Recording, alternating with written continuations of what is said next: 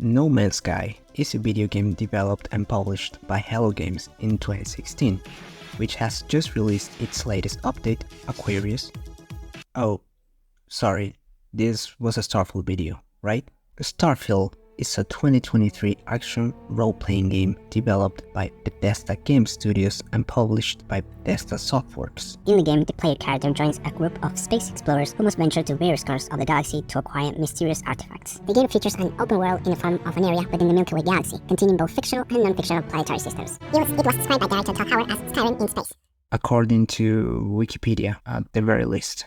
If I had to put it in my own words, then I would say that Starfield represents the pinnacle of a design philosophy that Bethesda has been pursuing since the release of Oblivion, through the development of Skyrim, Fallout 4, that game, and is now exemplified in Starfield.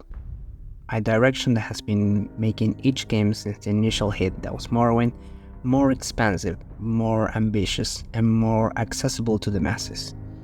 And when I say this, I don't mean it in a derogatory way. Skyrim became a culture icon precisely because anyone, hardcore gamer or not, can enter the game, create a character, and get immersed into the world and the environment, and can hook in almost everyone all the same.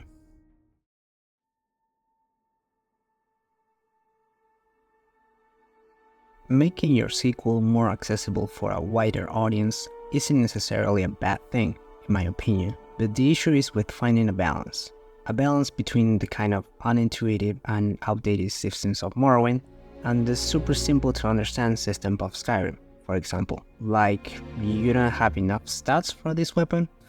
Get fucked. You hit absolutely nothing then. Your character has Parkinson's disease and misses nearly everything.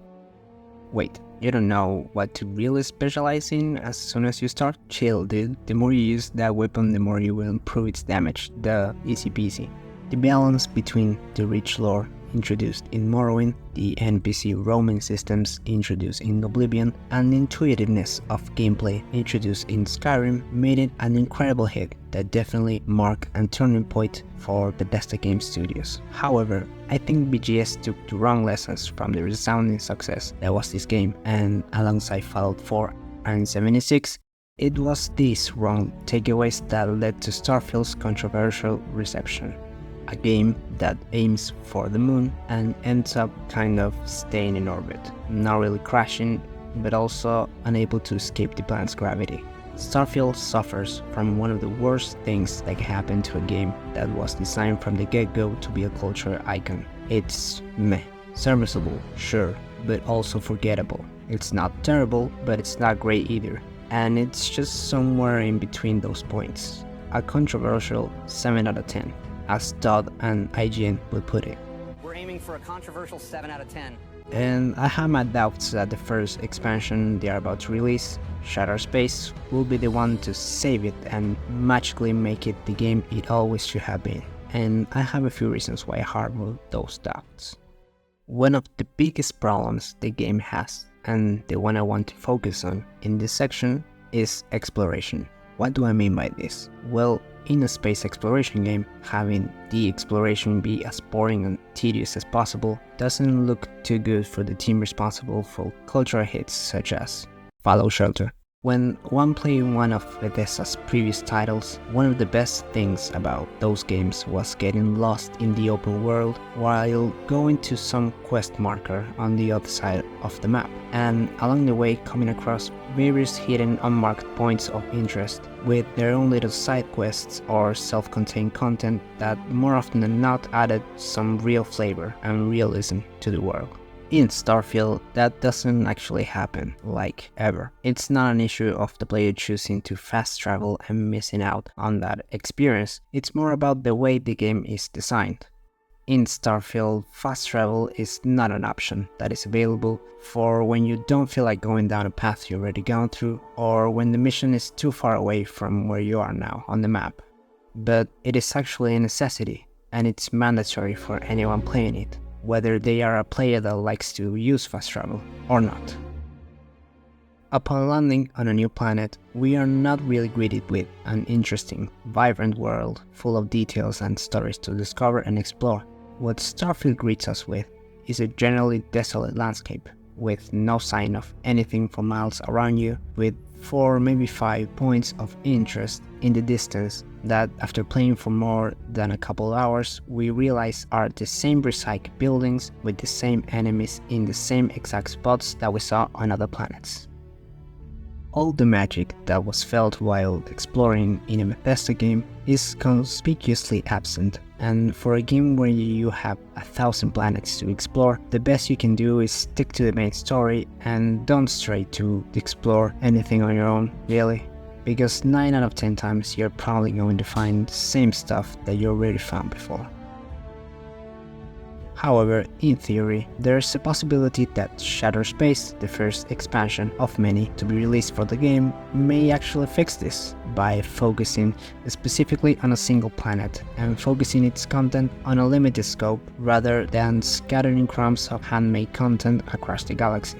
Bethesda has released a deep dive into Starfield expansion Shattered Space, offering a first meaningful look at gameplay. Bethesda describes Barun as an isolated, handcrafted new world in its Starfield's first major story expansion, and compares it to one of the biggest and best expansions it has released for its The Elder Scrolls and Fallout games. The handcrafted note in particular fits deliberate. Starfield was criticized by some for leaving the handcrafted feel of Bethesda Game Studios' previous titles behind in favor of galaxy-spanning adventure filled with over 1,000 planets, most of which were fueled by procedural generation. Shattered Space, on the other hand, revolves around a solitary planet. Can the new expansion save Starfield then? Could it finally elevate it to Skyrim's level in popular culture? The answer is not a straightforward one, because although I focused on the exploration problem Starfield has, it's far from the only problem in it, and a one-off DLC on a single planet out of 1,000 might not change too much about the core of what would be the actual gameplay loop. What is the normal gameplay loop, you ask? Well, you go to a pretty weird looking NPC, have a poorly written and robotic conversation with them, you fast travel to your ship, loading screen. You go into orbit, loading screen. If the mission is in the same solar system, you travel there, loading screen. And if it's in another system, you do a gravity jump, loading screen. And voila, you've arrived in a new system. Now what's next? Yes, you guessed it. You enter a new planet in a continuous cinematic shot, without any interruptions. Oh, sorry, that was No Man's Sky. Actually, in Starfield, what really happens is loading screen. Since the game came out, they've been quite slow to update and release new patches. But well, they have added a couple of things, like some new difficulty sliders, and recently they even added a Land Rover. Nice. Now the journey from point A to point B on a deserted planet will take 5 minutes instead of 15. But at the end of the day, they didn't really add anything substantial on the level of, let's say, Cyberpunk 2.0 or No Man's Sky, which, to be fair, were two of the greatest cases of redemption stories in gaming, as both had at least a couple of years to get their redemption arcs up and running, sure.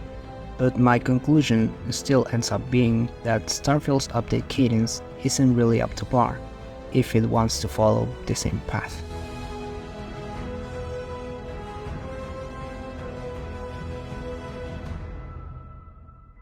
Well, I think I got my point across. I know I've been a bit harsh so far, but I've always really wanted this game to be good.